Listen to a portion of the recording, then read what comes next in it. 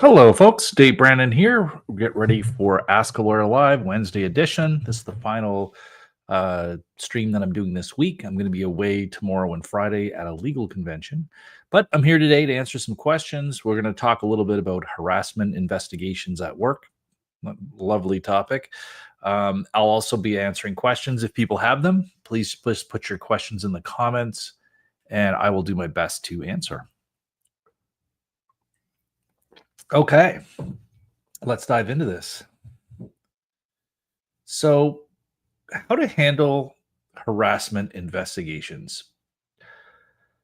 I do not have a ton of experience with harassment investigations. I've never been an investigator or anything like that. Most of my experience with these investigations is in representing people who either have been the subject of investigations or who have been the person who've put in the complaint. Now, let's dive into this. So, what is a harassment investigation? This is an investigation that happens when an employee raises an issue of harassment or some bad conduct in the employment workplace. And employers are required under legislation in each province, occupational health and safety legislation, to conduct investigations when there are legitimate employee complaints around safety. So the employer has a legal duty to do an investigation, and the goal is to determine if harassment occurred and what steps, if any, need to be taken. All right. Now, there's two ways this can happen. You can be the complainant. That means you're the person who has reported the harassment. Now, if that is the case, you do want to be specific in your complaint, give as much detail as possible. It's important to have dates and times. Like the timeline for this type of thing is very important. You need to have specific incidents, witnesses, dates, times. Very important. Ideally, you want to cooperate with investigators, but certainly that is sometimes it is difficult if it's a very traumatic situation. You are not required by law to cooperate with investigators, but it is something that is encouraged if possible. If you think it's a bad faith investigation, that it's not being treated properly, then you would not have to cooperate. But again, before you don't cooperate with an investigation, I would get legal advice about that. Now, what you don't want to do is exaggerate or embellish. You want to stick to the facts of what happened. Don't characterize things. Definitely, you don't want to retaliate or gossip about the situation. It's better to just not talk about it with other employees. And again, you do want to participate in the investigation to the extent you can, although you are not legally required to do so in all cases. Now, let's go to the next slide here. So, if you are the person who's been accused of harassment, then this is not the end of the world. People can be wrongfully accused of these types of things. It is very scary if that happens to you in the workplace. You do want to cooperate with the investigation, but do not admit fault or make any statements like that. Definitely consult a lawyer if you've been accused of harassment. You want to stay professional and participate in the investigation as much as you need to. But again, don't retaliate against the person who's made the complaint or make threats to them. Definitely do not gossip or talk to other people about it. You should not ignore any requests for statements from you or for you to participate in the investigation. Also, don't assume you're automatically guilty. These investigations must be fair and impartial. And just don't assume that they are going to automatically find you guilty, because I have certainly been involved in situations where these investigations were wrongfully done against the employee, and certainly a mishandled investigation like this can be even grounds for you to be able to have a constructive dismissal in a case and receive compensation from the employer. But this is something you definitely are going to want to get legal advice about. Okay, there's my little dog just showed up. Perfect. Okay, let's move on to the next slide here. Now, let's talk a little bit about your legal rights. Now, it doesn't matter if you're the person putting in the complaint or being complained against. All people have a right to a fair and impartial process. This is critical. And unfortunately, sometimes workplace investigations can be anything but fair and impartial. Smart employers will hire outside investigators who come at it from a professional point of view. But I have certainly seen in cases that I've been involved in, just because there is a outside investigator does not mean it's a fair or impartial investigation. Even if the outside investigator is acting in good faith, if the employer intentionally withholds information or destroys information or records and things like that, they can affect the process. So even if the investigator is being honest, the employer can still do dishonest things. And I certainly am involved in a case right now where that is the case from our point of view. Now, you are allowed some confidentiality within this process, but there are limits to that. That is something you need to talk over on a case-by-case basis, possibly with your own lawyer, to figure out like what things are going to be made private here and what are public, especially if some of the allegations are salacious or embarrassing or could hurt your reputation. Then there can be some reasonable, parameters put on the investigation so it doesn't harm your reputation. Now, everyone has a right to be free from retaliation, whether you're the person who's putting in the complaint or complained against. Retaliation is a very bad thing. This is when you are kind of striking back against someone, not necessarily physically, but you are retaliating against them for making a complaint. This is something that can always aggravate a situation.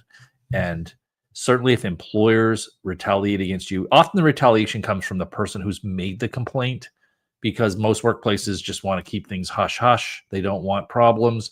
There can be a lot of pressure on you to not report these types of things. And if you do, you report it, they have to launch an investigation. Maybe there'll be retaliation against you for doing so. If there is, make sure you contact a lawyer, because this is something that's not allowed at law. So your responsibilities are pretty straightforward to cooperate with the process. You need to respect the confidentiality of other people's involved. That's why gossiping and talking about it with others is just a bad thing. There's always going to be those people in the workplace who want they're gossipers. Like, they want all the information. They're going to say one thing to your face, then talk about you behind your back. Just try to avoid these people, especially if there's workplace investigations. They can only inflame the situation and possibly put you in a bad light and make things worse for you. Very important to document everything.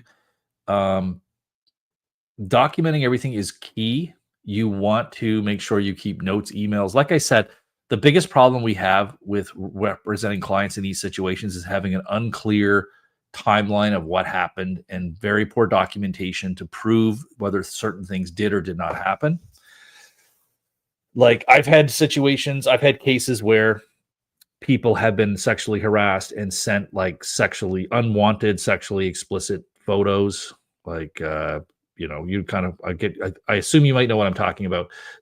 So these unsolicited photos can be quite, alarming to just have your phone. You see a text come in, you're like, oh, what's that? And you're like, holy shit. So that type of thing. Now, some people will just delete those because who wants that on their phone? But that you're deleting the evidence. So I've had cases where people have deleted the evidence and we've not been able to prove that it was sent or received. I've had other situations where one of my clients, deleted such a photo, but the second time the perpetrator did it again, they then kind of kept evidence of that photo. So very important to do that. Very important to keep your own evidence of things. Sometimes, like, a lot of your evidence may be on company-owned equipment. And if you have been accused of something, the company could come in and say, you're leaving today and leave all of your phone and computer equipment, everything right here, because it's all company-owned. And you may no longer have access to any of the evidence that you had on those devices. So just be mindful of that. If you're going to keep any evidence of any type of harassment, you don't want to keep it only on company property. In fact, you definitely don't want to keep it on company property. You can't violate company policies around confidentiality of corporate documents and things like that. But if you're keeping evidence of this type of thing, keep it off of company devices, because they could be confiscated from you before you have a chance to get them off. Now, if you're involved in one of these investigations, the workplace investigator can come in. They can take place over weeks or months, days. It depends on the scope of it. you can always ask for next steps and clarifications. A lot of times with these investigations, they just make recommendations that the employer then has to decide what to do. Or if this is done pursuant to like occupational health and safety, there may be follow ups from the government on if there are any sanctions against the employer or if any actions need to be taken by the employer as well. Apart from that, I'm happy to answer questions on this. This is definitely a stressful area to be involved with these workplace investigations, but hopefully you will not have to be involved in one. And I will leave it there. So we'll see if people have questions today. I'm also going to check in on the forum like we always do. Appreciate you regulars showing up, helping me answer some of these questions. Oh, we have a couple new questions here. So let me share my screen. Just give me a second. All right, let's see what we can do here. We can help some people out with some answers. First one here, out of Canada travel. This is always an interesting one, so let's see. Okay, this person says, I've been on long-term disability since 2024, so just about not quite a year, and recently approved for extension, and also approved for CPP disability. Okay, that's good. Was May of this year. So they got CPP in May of this year as well. All treatment has been completed last year, and I'm doing okay. I'm on medication for anxiety, and that's about it. My insurance company is Manulife, which I think is under Canada Life now. I don't think Manulife is under Canada Life, but it's possible your policy could have changed, but you would be with one of those or the other, unless something's happened in the last day or two that I don't know about.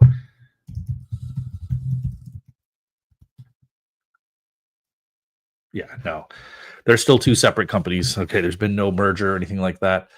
But anyway, it's not that important. The name of the insurer doesn't really matter. So it says, I'm planning a short vacation for my emotional and mental well-being, and my family would like me to on a 10 to 12-day vacation outside of Canada in late October 2025. My policy is silent on travel, and I don't want to just raise my hand without asking on here for guidance on the matter. My doctor has provided me with a letter, and my oncologist state it's okay for me to go. Thoughts? Any would be helpful.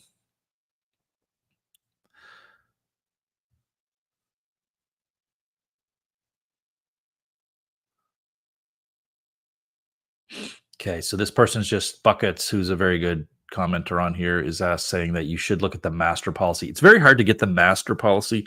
So there's two types of things. There is the master policy, which is the version that has all the signatures and things on it. Then there is a version that they give to the version that you get is just sort of a boiled down version with the main things in there.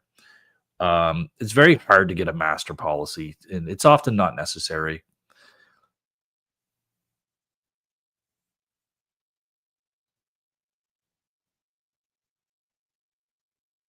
It says, I've asked for the master contract, and it says nothing about travel. Manulife has just a copy, generic copy, and my policy has nothing that states travel. I've asked for the master contract, and it says nothing about travel. Okay, that's possible. It may not mention about travel, but it could mention about residency and things like that. So in any event, when you're wanting to travel outside of the here, let me try this again. I'm going to tell this person what I recommend to anyone who's thinking of traveling while on LTD. Even if a policy is silent on travel, it may state things about residency.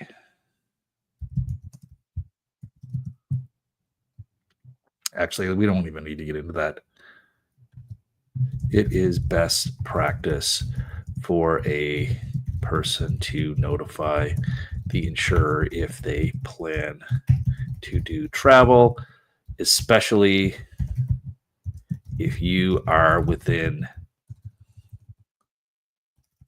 the first 2 years of being on benefits. So still better to tell the insurer that you're going to do it.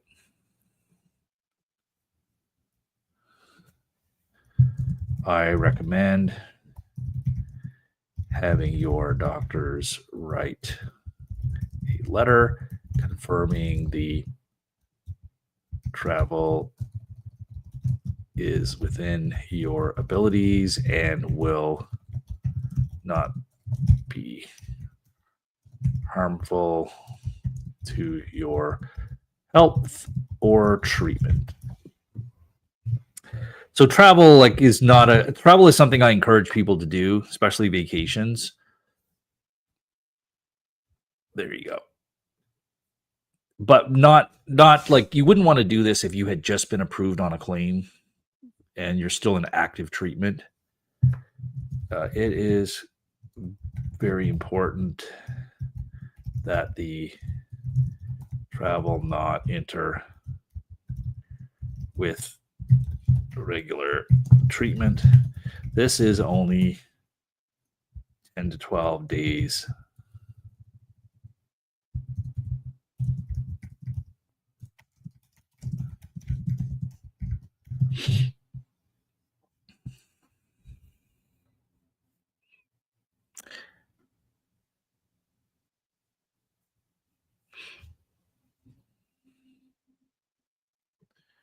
There, that's what I recommend.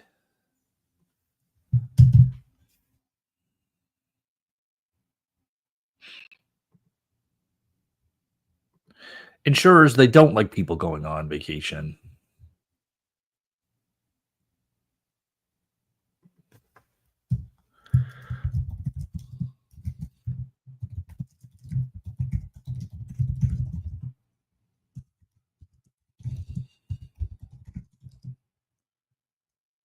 Not post photos on social media that could give a false impression of your abilities or activities.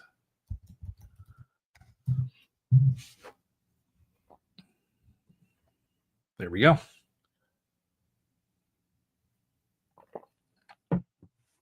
CBP doesn't care at all. So I probably could have mentioned that too. I think I should.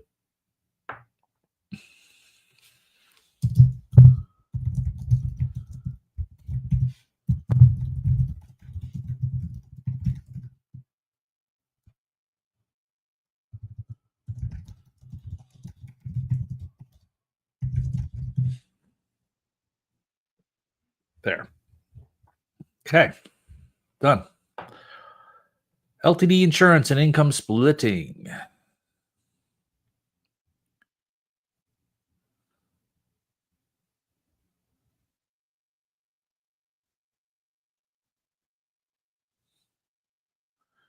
Yeah, this is one I don't really want to chime in on this one anymore.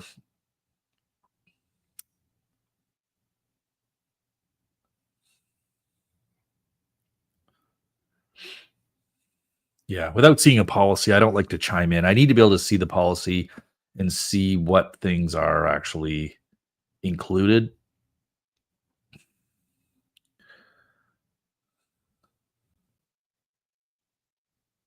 Yeah, it's possible, but without seeing the policy, we wouldn't know what to tell this person. So I'm just not going to reply on that one.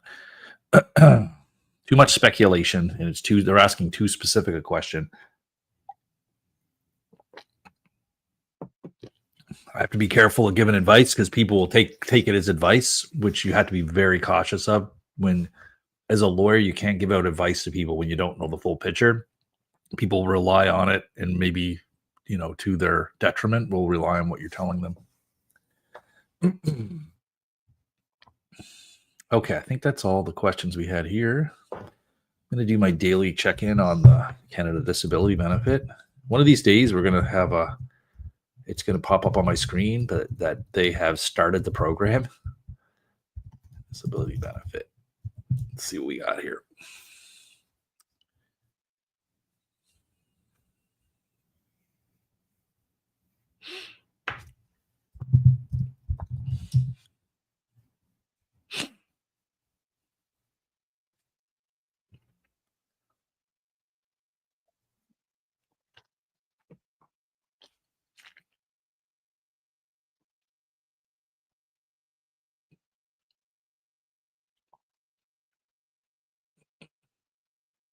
Here's something. Let's check this out. Let's check this out. I haven't read this before, but let's see what it says. It says, time is running out. Time is running out to fix the new Canadian disability benefit. So this was back in May. So this is a little bit old. Let's see what this says. So this much anticipated Canada disability benefit is set to roll out with first payment in July. That is true. The applications are supposed to open this month. While the CDB has been promoted by the federal government as a major move forward in supporting people with disabilities who live in poverty.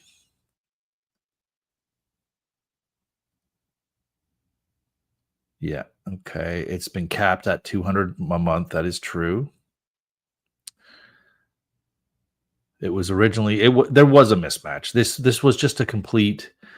The Liberals vastly oversold this program, which they should have known better than to do, but they definitely oversold it before an election, and then came out with all the details after the election that was like you thought you were getting one thing, and then it turns out you're getting something much different. Which again is I don't like that how this program was very politicized, and that was part of the problem.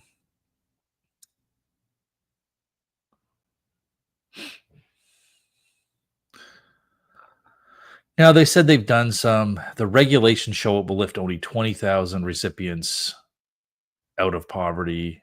Again, I don't know how they get to these statistics, but I don't know how they get these statistics.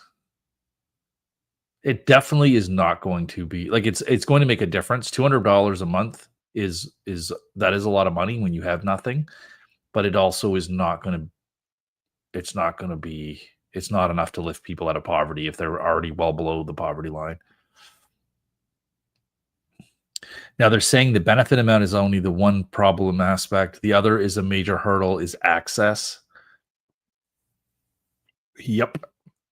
They're saying that the disability tax credit is its sole eligibility gateway. That is correct. Saying locking out many of those who need it most. Well, it is true that if that is the gateway, that is a high bar to get over, the disability tax credit. So you can have a lower level of disability and you will not have access to this benefit because the disability tax credit is kind of a high bar. I agree with that.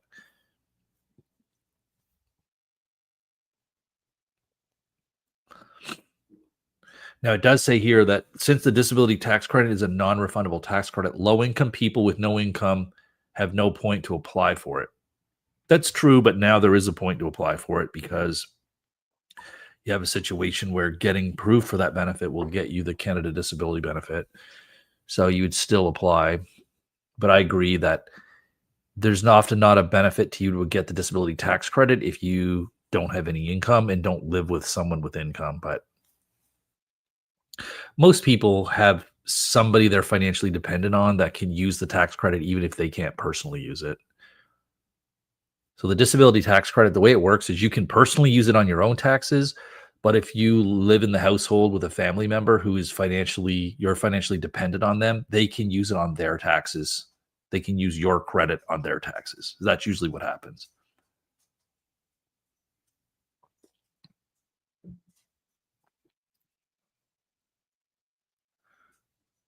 Now it says here, what's this part here? The Canada Disability Benefits punitive income treatment has been another major source of concern. It is classified as a social assistance under the Income Tax Act and included in net income for tax purposes. While not taxable specifically, this inclusion means it will increase an individual or family's total income for tax filing purposes. Okay. So that could mean it raises while it doesn't necessarily, you're not taxed on it, it raises your income that will make you ineligible for things like the Canada Disability Benefit. Interesting. I never thought about that. So while you're getting this extra $200 a month here, you may lose money out on some of these other benefits. I didn't even realize that could happen. Interesting. We'll have to see if that's actually the case. This was back in May, so maybe some of these issues have been solved by now.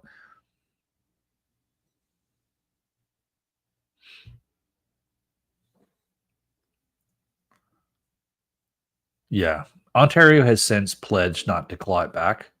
So Ontario is not going to claw it back. They finally come out and confirmed that. Now, what are they proposing for fixes here?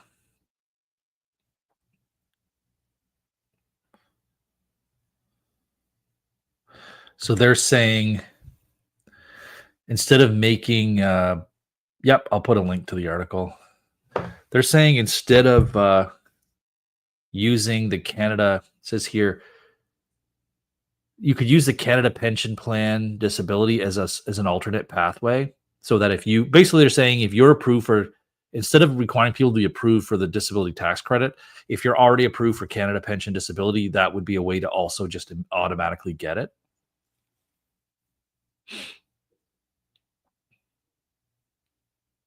It's interesting. I'm trying to think if there's any obvious problems with doing that.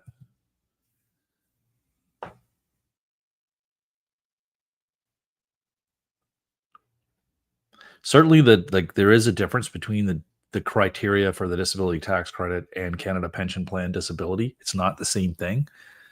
You're proving very different things.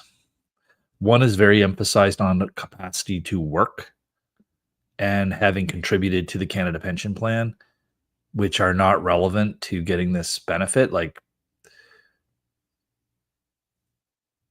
they're not relevant. Like having contributed to the Canada Pension Plan is not relevant to whether you can get the Canada Disability benefit.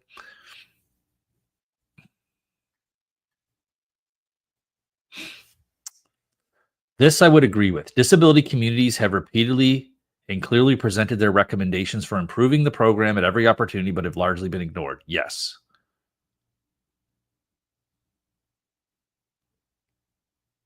Yes.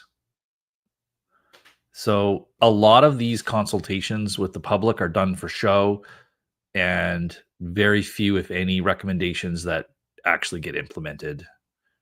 They're more of a dog and pony show in my experience. Now, I wasn't involved personally with the consultations involving these benefits, but that is typically how the government works. Like they will spend millions on doing these consultations, spending on consultants and all these different people who all get paid to get a bunch of recommendations that often don't make it in there. But I mean, what's the alternative? You don't consult at all.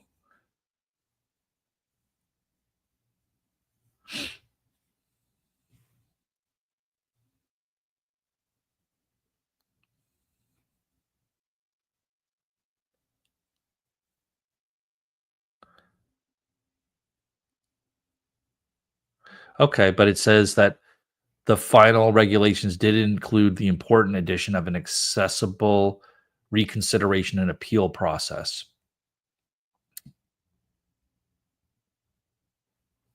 That was advocated for the Ontario community legal clinics. Those are like legal aid clinics funded by the government to support people who would often be involved with representing people who were in poverty.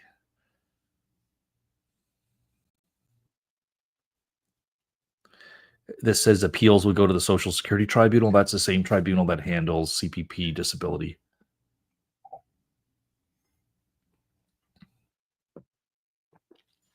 Which is interesting because most of the eligibility criteria around the Canada Disability benefit are more on the Revenue Canada side. Like you have to have filed your taxes the year before, the disability tax credit. Like disability tax credit appeals do not go to the Social Security Tribunal. They're just handled through internally through Revenue Canada. And then if you want to appeal, instead of going to the Social Security Tribunal, you go to the tax court. So I agree that it makes way more sense to send people to the Social Security Tribunal rather than the tax court. I mean, I even struggle sometimes dealing with the tax court as a lawyer because of the procedural things. There are like relaxed procedures that you can use when going to the tax court, but it's still a lot more involved than if you're just going to the Social Security Tribunal, which is designed for unrepresented people to have better access.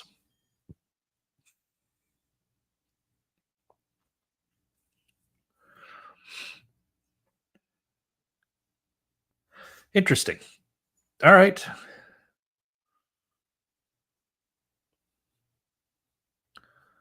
Yeah, it's definitely not everything we wanted for this.